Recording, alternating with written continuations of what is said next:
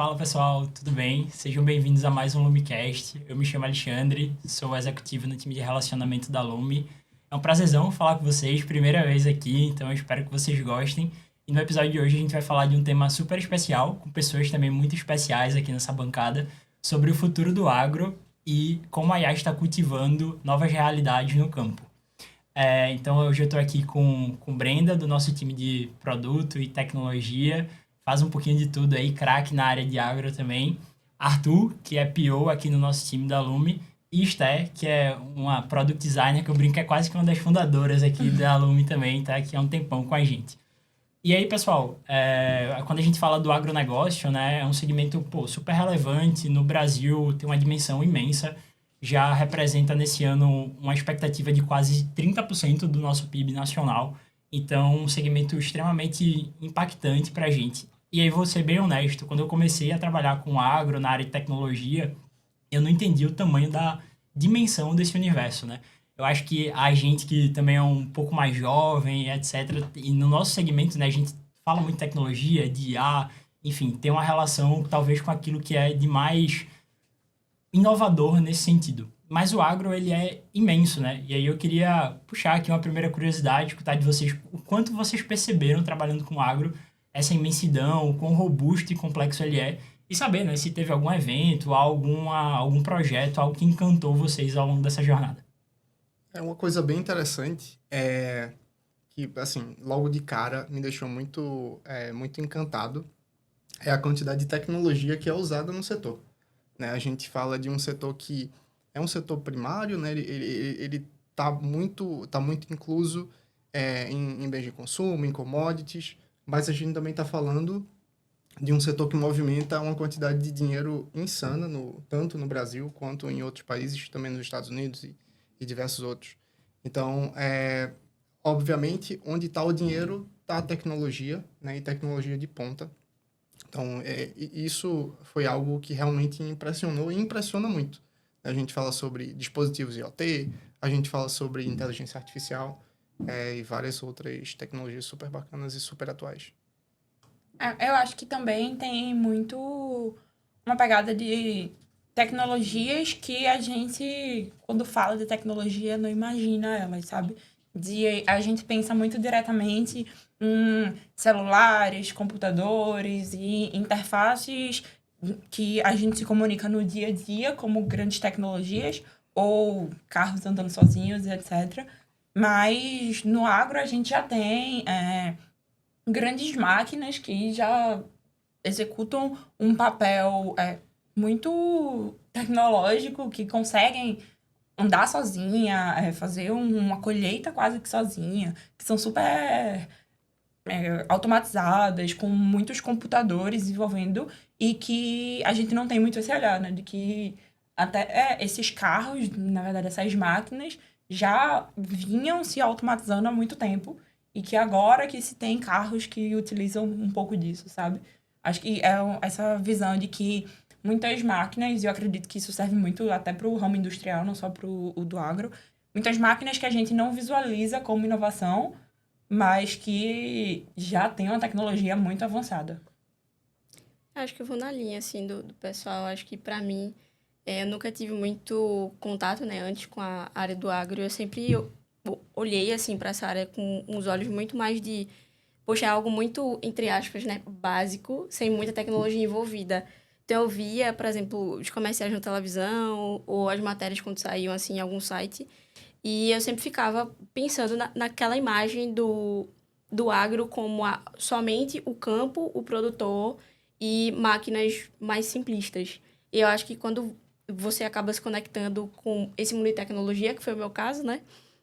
Eu comecei a perceber que, na realidade, eu acho que essa superficialidade que a gente pensa do campo é muito porque a gente não explora tanto a potencialidade que ele tem por trás do campo, né? O campo é muito potente e eu acho que a tecnologia, depois que a gente tem esse contato com ela, a gente percebe que ela entra nas pequenas coisas e coisas, como o Esther disse, que você acaba nem imaginando. Então, eu acho que mudei totalmente a minha visão do que eu enxergava sobre o agro particularmente, eu acho isso muito divertido, inclusive.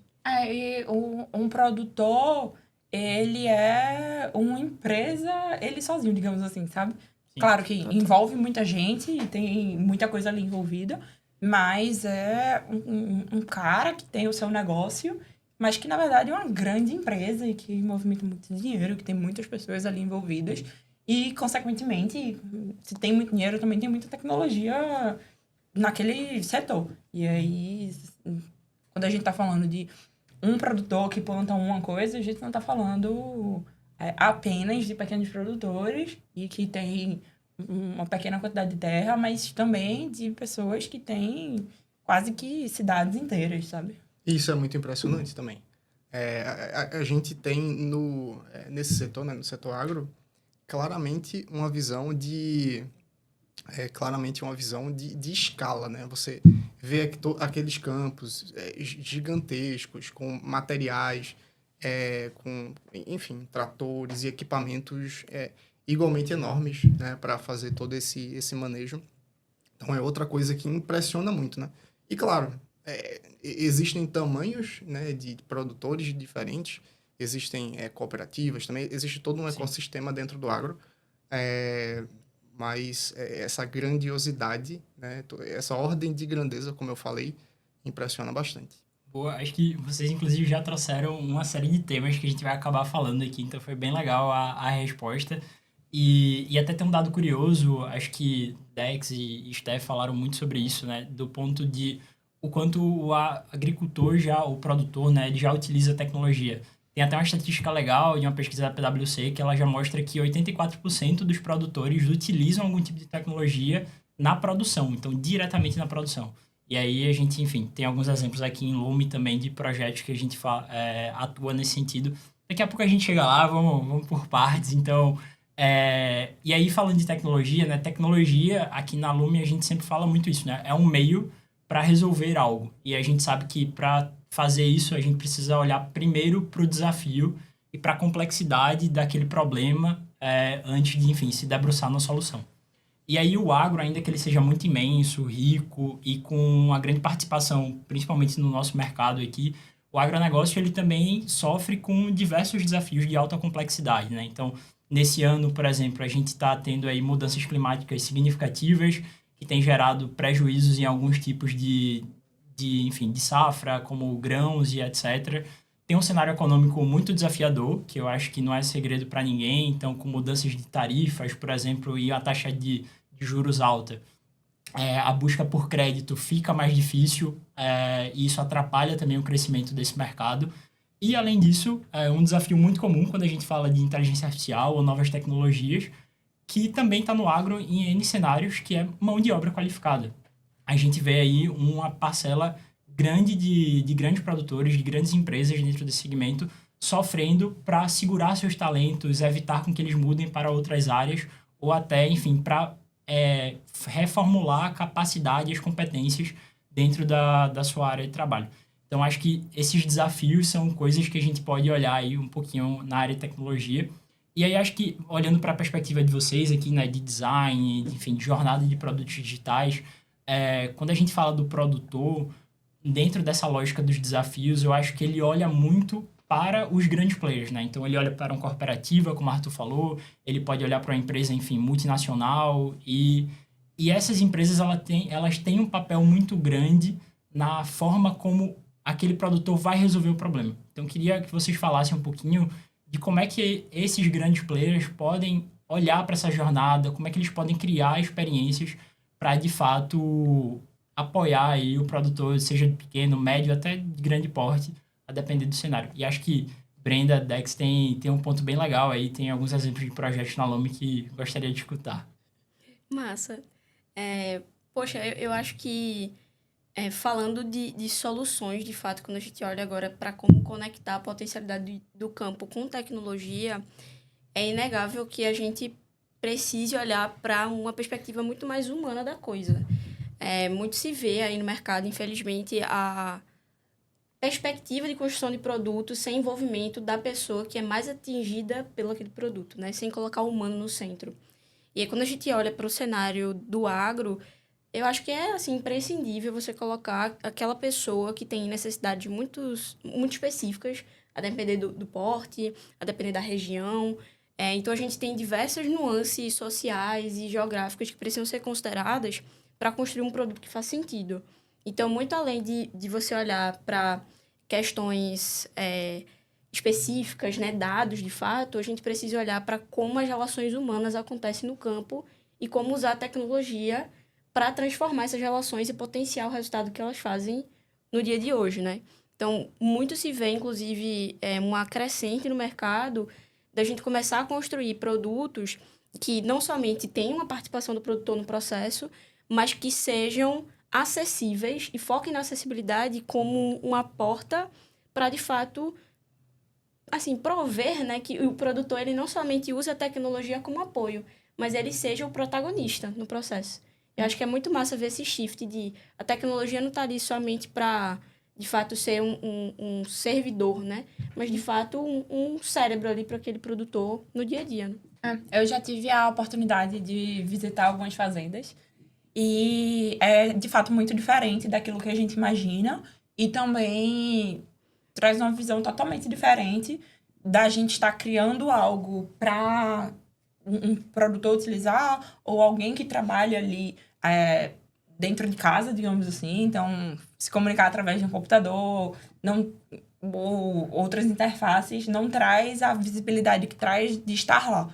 E principalmente de estar lá, de estar debaixo do sol, no meio da fazenda. Então, tem várias coisas que têm que ser levadas em consideração na hora de desenhar uma solução para o agro. E aí, eu acho que um ponto que a gente sempre traz, e principalmente por eu ter visitado essas grandes fazendas e outras pequenas também, é da questão, por exemplo, da internet. Então, muitas das soluções que a gente cria, a gente sabe que precisa funcionar offline, porque senão não vai fazer sentido para o produtor.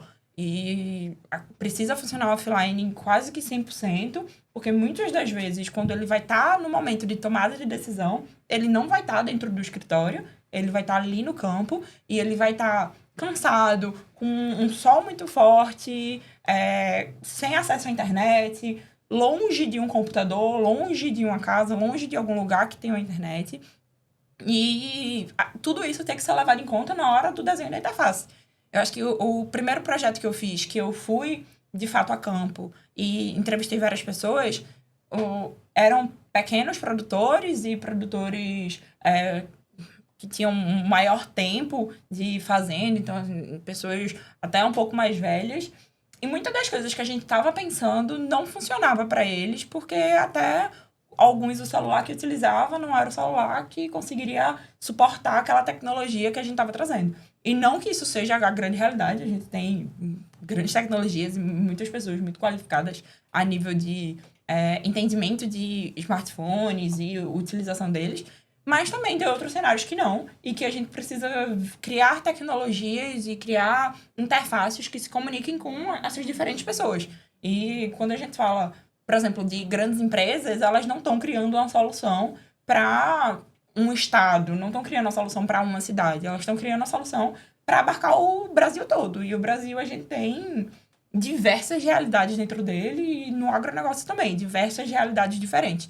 Então, precisa muito ter esse olhar de quem de fato é o público daquela solução que a gente está tentando criar, quais são as dores reais que esse público de fato tem, e que a dor que uma grande empresa acha que ele tem não necessariamente é a dor que ele tem, que atrapalha ele ali no dia a dia, mas também criar soluções que sejam personalizáveis e que se adaptem a diferentes contextos, de diferentes pessoas, e em diferentes momentos diferentes.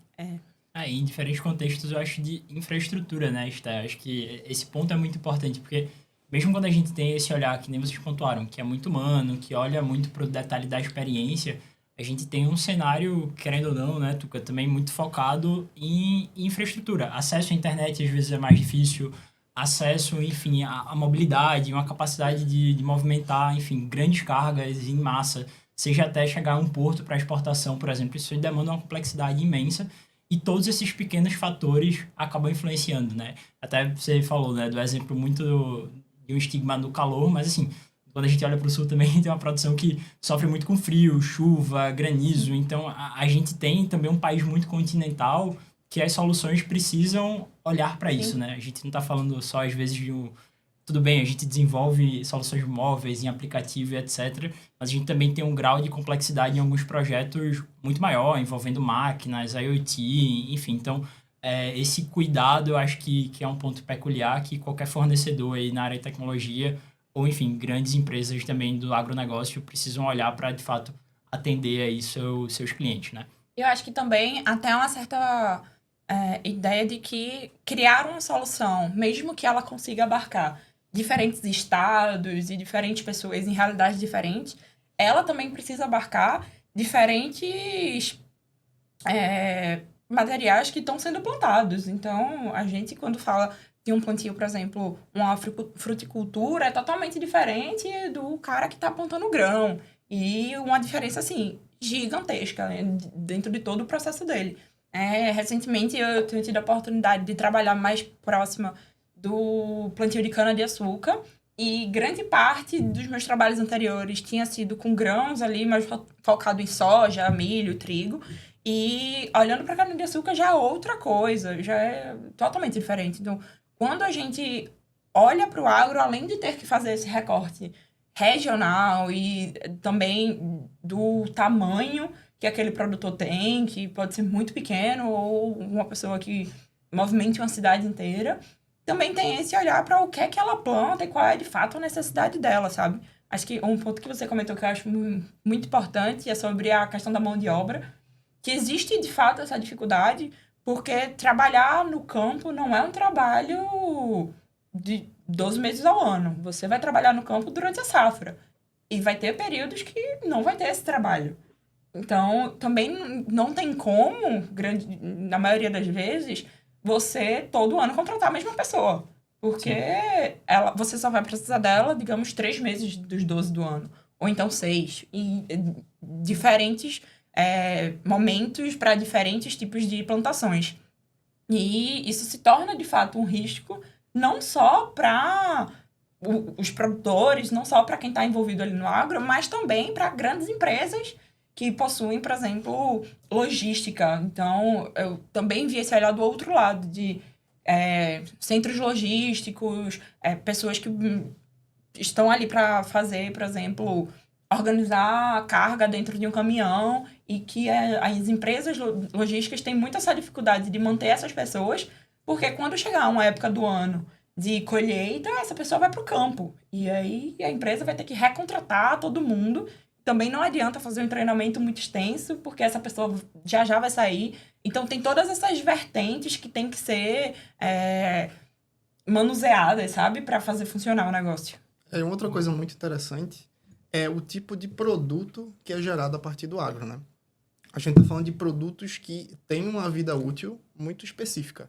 Então, você falou da cana-de-açúcar, a gente falou também de frutas. Então, obviamente, frutas, né, e outros tipos de hortaliças, elas são muito mais, elas estragam com muito mais facilidade, né?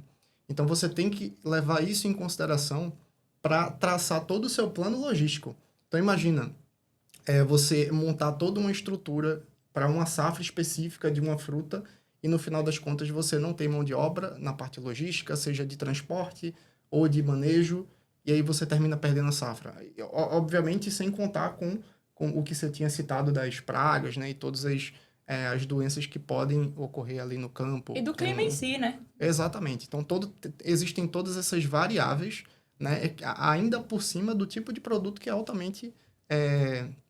ele é altamente volátil às intempéries, né? Sim. Que pode acontecer. E a gente está falando aí desde manejo de aves, por exemplo, até a parte de gado, enfim, até literalmente a gente falar de plantações, né, de cana-de-açúcar. E aí eu acho que entra um ponto muito legal do nosso tema aqui também, que é parceiro, talvez, nesse processo, que é a inteligência artificial, né? Certeza. Então, quando a gente pensa nesses desafios de tecnologia, como previsibilidade, então previsibilidade em relação à produção, à venda, à logística, à distribuição, todos esses fatores que são muito preditivos podem ter uma relação com a IA, né? E aí, Tuca, acho que você é uma pessoa boa também para falar um pouquinho sobre isso, porque a gente tem alguns projetos de alta complexidade, ou seja, com bases de dados imensas, para a gente olhar e que a gente utiliza formas com a inteligência artificial para trazer essa acuracidade e, consequentemente, se simplificar muito a produção e também a gestão desses insumos, desses ativos, vou chamar assim, das commodities, né? Uma coisa que é muito interessante é quase que um paradoxo. A gente busca, né, em muitos dos nossos projetos, ter muito dado, né, ter muita informação. Mas, se você tem muito dado, muita informação, você não consegue fazer inferência em cima dele, né, você não consegue tirar conclusões, na prática você não está fazendo muita coisa. Você está enchendo base de dados com muitos dados, né? Tá gerando até um paradoxo da escolha, né? Tem cada vez Exato. mais coisas para analisar e você não sabe o que você quer observar ali. Exatamente. Então, assim, sensores de IoT, né, que é Internet of Things, já são um conceito usado no agro há muitos anos, mas eu acho que a mudança de chave nesse processo com a inteligência artificial é fazer com que a gente dê uso a esses dados, né, de forma que, de fato, isso seja convertido em eficiência, né, e, consequentemente, isso barateia o custo, né, dos insumos, faz as empresas serem mais competitivas. Então, a gente tem, como você citou, alguns projetos, né, que trazem essa vertente de previsibilidade, né, de análises preditivas, né, em cima de toda essa base de dados, né, esse Big Data, que já é gerado hoje em grande escala.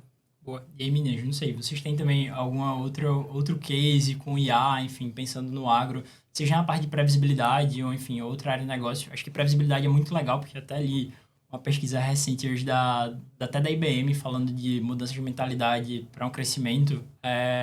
E acho que é a tendência número 1 numa pesquisa de 2.000 CEOs, desculpa, olhando ali para previsibilidade e principalmente previsão de vendas, né? Então, acho que é um tema até que foge um pouco do agro. Na verdade, não foge, está conectado com o agro, mas está presente também em outras organizações. Muito bom.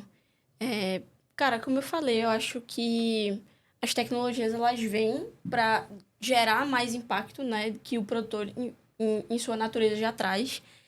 Mas eu acho assim impressionante que quando a gente para pensar sobre o uso de IA no agro, a gente consegue pensar em milhares de alternativas, porque como a gente disse, né, existem tantos mini processos dentro de toda essa cadeia para que um alimento chegue na mesa de alguém ou algum processo seja feito, que, sei lá, acho que a gente pode focar aqui em alguns que a gente já teve experiência, inclusive, como, por exemplo, a gente conseguir prever mudanças climáticas antes delas acontecerem a partir de satélites locais, internet das coisas. Também a gente conseguir, por exemplo, prever quando a qualidade do solo ela não vai estar tão assertiva para eu fazer algum tipo de plantação. Então, assim, inclusive isso são coisas que empiricamente o produtor ele já aprende e ele já conhece sobre a sua própria produção. Então, se você chega com um produtor e fala, olha, com a IA, daqui a 6 meses a tua produção ela vai estar nesse momento, é recomendado que você faça, por exemplo, a retirada da colheita ou faça algum tipo de manejo diferente. Se você trazer essa informação para ele, provavelmente ele vai dizer, não, mas eu já sabia sobre isso, né? Eu já conhecia sobre isso. Mas a IA, ela traz uma camada de certeza, de assertividade, que junto com o conhecimento empírico do produtor, ela gera um impacto absurdo. Tanto que as fazendas que os produtores elas utilizam IA, por exemplo, para fazer esse tipo de previsibilidade sobre qualidade de solo, clima e qualidade também das sementes, elas geram muito mais resultado financeiro e a qualidade das sementes ela é muito maior. Então, nesse mercado, né, quanto maior a qualidade do que se produz, maior o preço de mercado e, consequentemente, maior competitividade, né? Eu já, assim, ao todo, somando tudo, já entrevistei mais de 100 produtores e acho que um ponto em comum entre todos se você perguntar qual é o maior desafio, é o clima. 100%. Independente, assim, pode ser qualquer produtor, até grandes empresas que trabalham no agronegócio, o maior desafio é a previsibilidade climática. E isso é um desafio porque, de fato, atinge totalmente eles. Então, um ano que tenha muita chuva vai ter um impacto na safra. Um ano que tenha pouca chuva vai ter um impacto na safra. Um ano que chova no momento que não era para chover vai ter um impacto na safra. E é muito disso, o produtor, ele já aprendeu a lidar com isso de uma maneira até sem ferramentas. Então, de ir entendendo ali o local que ele tá, quando é que chove, quando é que não chove, o que é que tá relacionado a essa chuva. Então, ele já sabe um pouco disso. Mas a decisão que vai ser tomada é uma decisão que vai envolver basicamente todo o dinheiro dele. E outra Então, coisa interessante, até trazendo um dado super real. Ano passado e 2022, teve uma seca lá na região da Espanha, na região da Europa, e isso afetou diretamente a produção de tomate. E a partir disso, inclusive nesse ano, a gente estava tocando um projeto para reduzir o uso de água, né, especificamente para tomate. Aí você pensa, poxa, é um caso muito Específico, muito né? específico, né? Eu não queria usar a Sim. palavra não, mas é muito específico. Só que na prática a gente está falando de números imensos, né? A gente está falando de produtores de tomate, né? Que são responsáveis por muito do tomate produzido no mundo.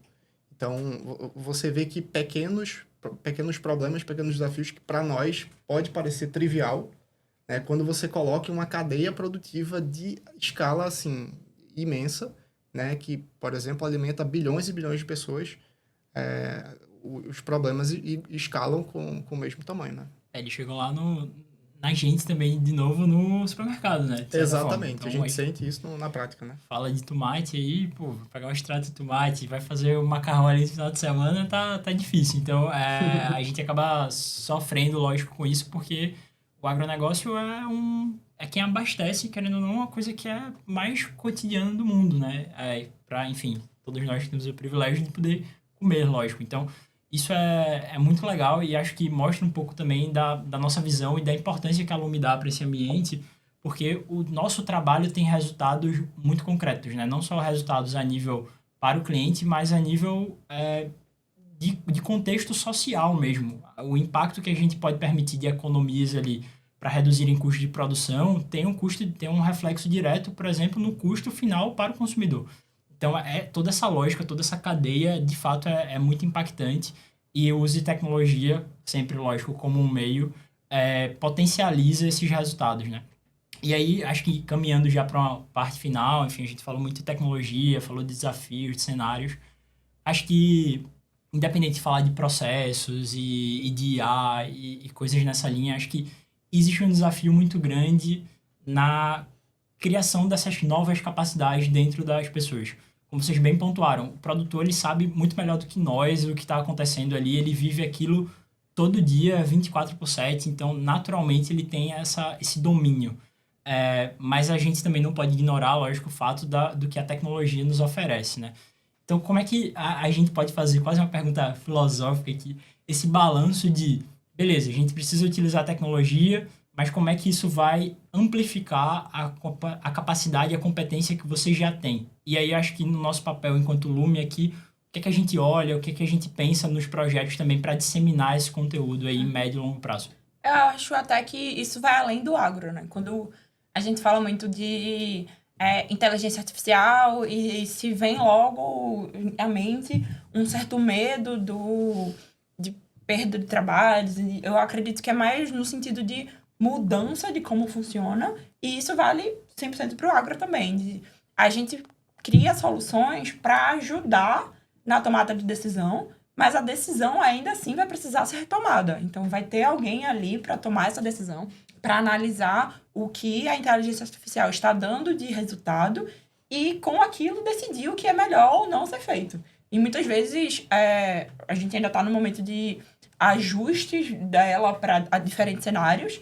Então, muitas vezes, essa decisão ela pode estar errada e vai aprender com o erro dela. E isso precisa de um olhar humano que saiba como funciona aquele contexto na qual ela está sendo aplicada e, a partir disso, consiga entender quando houver discrepâncias na realidade. E, a partir daí, a gente vai tornando as soluções cada vez mais complexas. Então, é muito mais dar a oportunidade de você ter uma segurança maior na sua tomada de decisão a partir de dados e de trazendo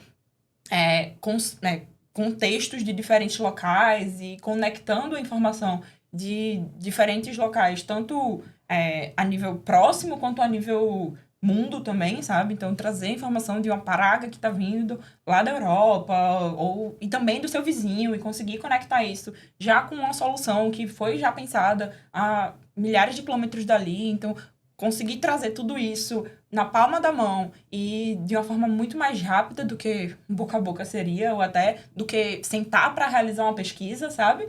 Para que quem está envolvido no manejo possa tomar a melhor decisão com base nisso. E aí é muito mais sobre facilitar esses momentos e facilitar a tomada de decisão do que, de fato, fazer tudo sozinho, sabe? Tipo, a inteligência artificial fazer tudo sozinha. Perfeito. Eu acho que até esse ponto da relação humano-máquina, né? De fato, uma relação supervisionada. A gente precisa...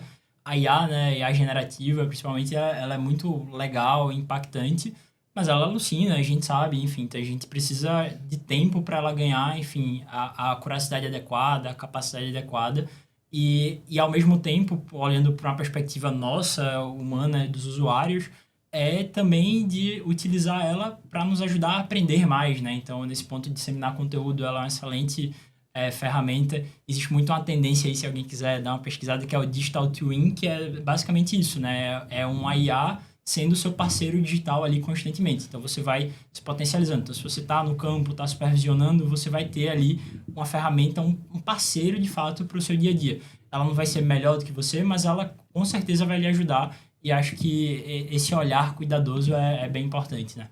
Eu acho que um dos principais desafios nesse processo de digitalização do campo, né, é justamente como a gente capacita essas pessoas a agora utilizarem uma tecnologia que não mais vai somente servi-las, mas vai questionar decisões.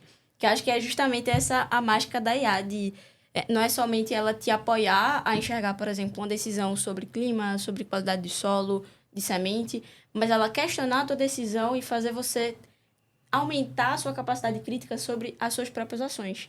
E eu acho isso mágico, eu acho que isso, inclusive, vai ser o ponto de virada de chave, assim, do campo, porque a gente vai ter a tendência ainda maior de pessoas que vão precisar se capacitar, não somente a um nível técnico, mas a gente vai começar a exercitar como as pessoas pensam.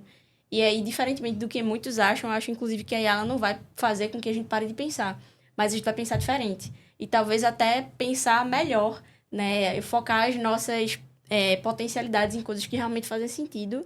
E acho que isso para o campo vai ser muito interessante de se ver, como a gente já está meio que acompanhando, assim, os primeiros passos disso acontecendo, né? Sim, e a gente tem uma nova geração tomando conta de grandes produções, né? Sim. Então, uma grande...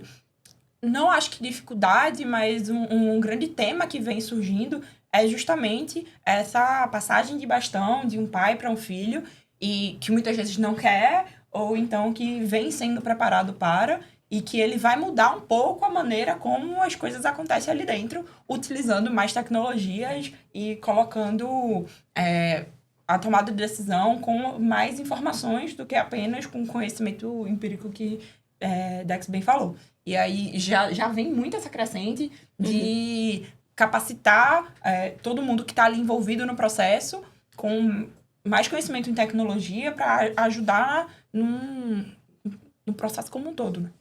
E a tendência é que a gente tenha ferramentas, né, plataformas e tudo mais, cada vez mais incorporadas no seu dia a dia. Então, imagine, pensando aí no futuro próximo, um óculos com realidade aumentada, né, para todo mundo, conexão via satélite, de fato, ali, móvel, que hoje, enfim, a gente tem algumas tecnologias, né, de internet via satélite, mas você ainda precisa ter um aparelho grande e tal.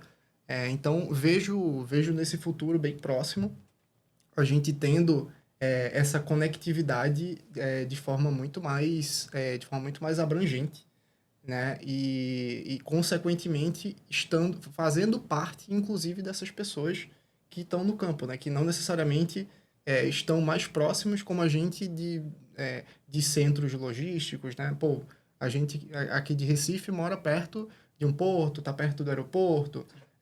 Essas pessoas que estão no campo, muitas vezes tem que pegar horas e horas de carro para pegar um avião para depois chegar nesses lugares, sabe? É a famosa propaganda do carro, né? 4x4. Exatamente. E massa, Tuca. Acho que isso de fato é um baita cenário, assim, enfim, de futuro, né, para os próximos passos. Eu acho que também, compartilhando um pouquinho da minha visão, acho que a gente vai ter, sim, um futuro de muita conectividade, que vai permitir com que a gente trabalhe com tecnologias mais complexas, que a gente tenha mais proximidade também para operar a nível de parceria, a nível de serviço também com essas empresas e produtores. E acho também que a gente vai ter algumas mudanças, por exemplo, a nível de sustentabilidade mesmo, de energia, como as mudanças climáticas estão cada vez mais latentes e é difícil ignorar esse tema, até pelo impacto que ele gera. Acho que esse cuidado também vai ser muito natural. E aí, não sei também, meninas, se vocês têm mais alguma tendência, algo que vocês imaginam aí para os próximos, sei lá, 5, 10 anos, vamos quebrar a cabeça aqui para montar um cenário. Eu achei até que é difícil, né, a gente imaginar até 5 anos na frente, quando a gente fala de um mundo que está evoluindo muito rapidamente com a inteligência artificial. Mas eu vejo que problemas que existem hoje não vão mais existir e vão ser outros problemas, sabe?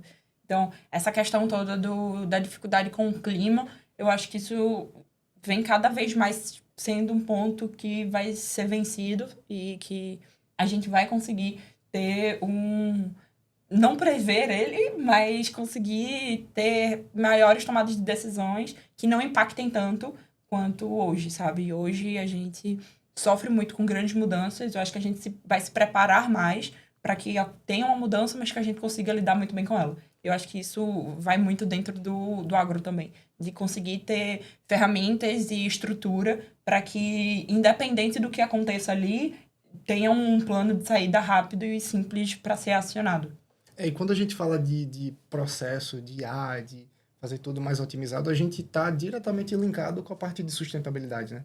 Que nada mais é do que a gente fazer um bom uso dos recursos que temos, né? Então, fazer tanto reaproveitar parte dessa matéria-prima que não é usada, como a gente, de fato, não ter desperdícios, né? Então, a gente vem muito com essa abordagem, né, de sustentabilidade, mas é uma abordagem que faz muito sentido, né? É uma abordagem que conversa muito com essa otimização de recursos, né? Eu queria até sonhar um pouco grande aqui, porque eu acho que uma coisa que me deixa sempre muito pensativa é quando sai aquelas pesquisas assim, a Terra chegou no seu limite de recursos, tipo assim, março, abril. E aí, a cada ano que passa, isso fica cada vez mais cedo.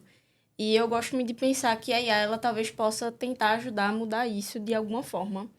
Se a gente otimizar processos, fazer coisas de forma mais inteligente, diminuir o uso de recursos ou usar eles de forma mais inteligente.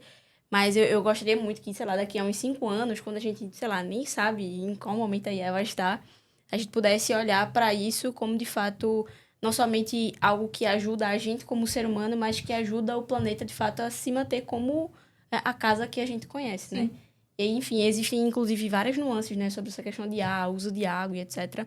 Eu acho que isso também é um desafio que a gente vai precisar vencer, né? Nem vai, a gente precisa vencer, mas eu acho que pode ser uma coisa muito massa, assim, para essa dor.